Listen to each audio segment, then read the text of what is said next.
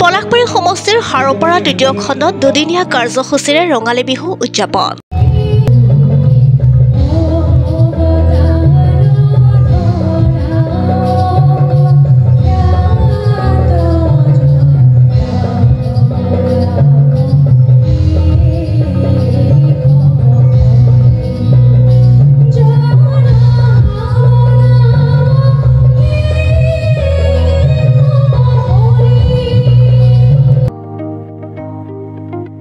দক্ষিণ কামৰূপৰ পলাশবাৰী সমষ্টিৰ অন্তৰ্গত হাৰোপাৰা তৃতীয় খণ্ডত সোমবাৰৰ পৰা দুদিনীয়া কাৰ্যসূচীৰে আয়োজন কৰা হৈছে ৰঙালী বিহু।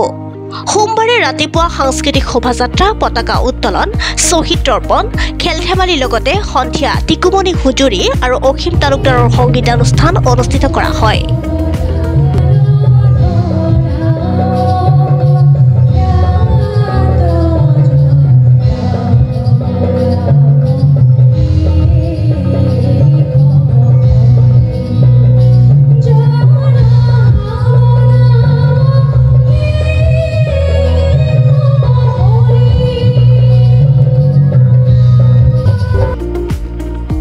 ইটোৰ পিছত সিটো গীতে আপ্লুত কৰে দৰ্শকক।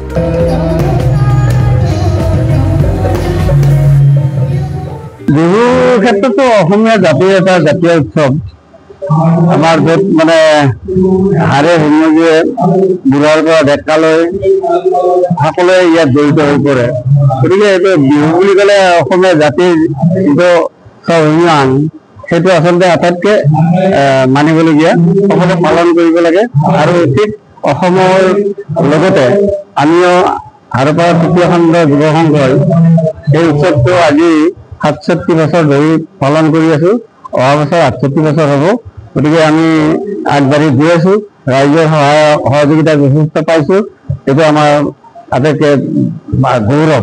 আমি 3 দিনীয়াকৈ বিহু পাতি আহিছিলো।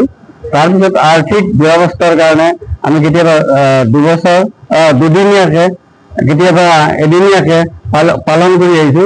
এতিয়া আকৌ দুদিনকে পালন কৰিবলৈ লৈছো। বিভিন্ন খেল ধেমালি আমাৰ প্ৰথম আৰম্ভ হৈছে আমাৰ সংঘৰ পতাকা উত্তোলন, তাৰপিছত বিহু পতাকা উত্তোলন, শ্বহীদ তৰ্পণ, এই বিভিন্ন কাৰ্যসূচীৰে আমাৰ আৰম্ভ হৈছে কাৰ্যসূচী। আৰু লগতে খেল ধেমালি ৰাতিপুৱাৰ পৰা চলি আছিল এইটো। আৰু ইয়াত ভেকচন প্ৰতিযোগিতা আছিল।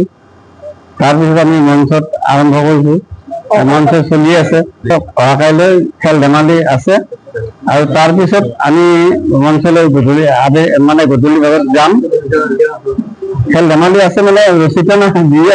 ৰাতিৰ আকৰ্ষণীয় আমাৰ যিহেতু এতিয়া আমাৰ গ্ৰাম্য অঞ্চলৰ যিহেতু বিহু, গ্ৰাম্য অঞ্চলৰ আমাৰ প্ৰতিভাৱান যুৱক যুৱতীসকলক আমি স্থান দিবই লাগিব, যাতে ভৱিষ্যতৰ তেওঁলোক এগৰাকী নৃত্যশিল্পী হ'ব পাৰে, গায়ক হ'ব পাৰে। এই ধৰণৰ এটা আমাৰ হেৰি লৈ পেলাই আমি একক আধুনিক নৃত্য প্ৰতিযোগিতাৰ আয়োজন কৰিছিলো। ইয়াৰ পিছত আমি আমাৰ বিহু উপৰি গৈছে আমাৰ কিন্তু চেমনীয়া বিহু ভাল লাগিছে। তেওঁলোকে যিটো প্ৰদৰ্শন কৰিছে এইটো খুব মানিবলগীয়া। আৰু ইয়াৰ পিছত আমাৰ ছিংগাৰ আছে, তেওঁলোকে গান গাব। গতিকে আমাৰ ৰাতিপুৱাৰ কাৰণে পিছত ৰেডি কৰি অহা কাইলৈ 4জন থাকিব কনচাৰ্টটো। তাৰে ভিতৰত নৱনীতা শৰ্মা বিশেষ আকৰ্ষণ, বাকী আৰু 3জন থাকিব। 1958 চনত ইয়াৰ পটভূমিত আৰম্ভ হৈছে। আৰু আমাৰ যিসকল জ্যেষ্ঠ আছিল, আমিও তেতিয়া আছো। গতিকে তেতিয়াৰ পৰা আমি এই বিহুখন আজিলৈকে ধাৰাবাহিকতা অক্ষুণ্ণ ৰাখি বিহুখন আমি পাতি আছো। ইয়াত কোনো চিন্তা কৰিবলগীয়া কথা নাই। আৰু ভৱিষ্যতেও আমি এই বিহুখন উদযাপন কৰিয়ে থাকিম, এইটো আমাৰ সংকল্প আছে। আমাৰ যিসকল জ্যেষ্ঠ মানুহ আছিল, তেওঁলোক আমাৰ মাজত কিছু সংখ্যক মানুহ গৈছে যদিও কিছু সংখ্যক আছে। গতিকে তেওঁলোকে আমাক দিহা পৰামৰ্শ এইবিলাক দিয়ে। এতিয়া মোৰো ধৰক 71 বছৰ হৈছে। গতিকে মই চলি আছো, বিহু হৈছে 70 বছৰ।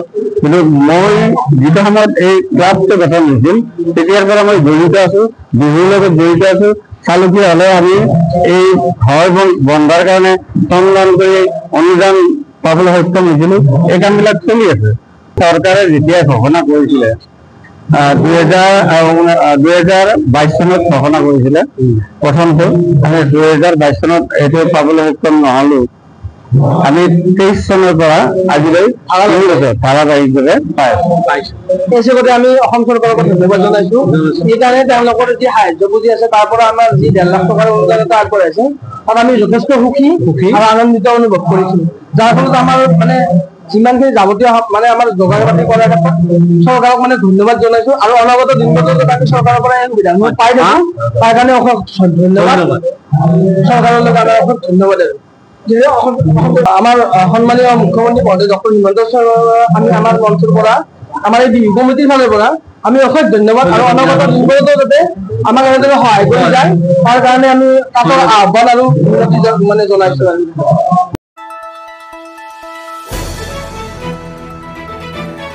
দ্য নিউজলেণ্ডছ, অবিৰত তথ্যানুসন্ধান, আপোনাৰ সেৱাত খবৰ সন্ধান। দ্য নিউজলেণ্ড।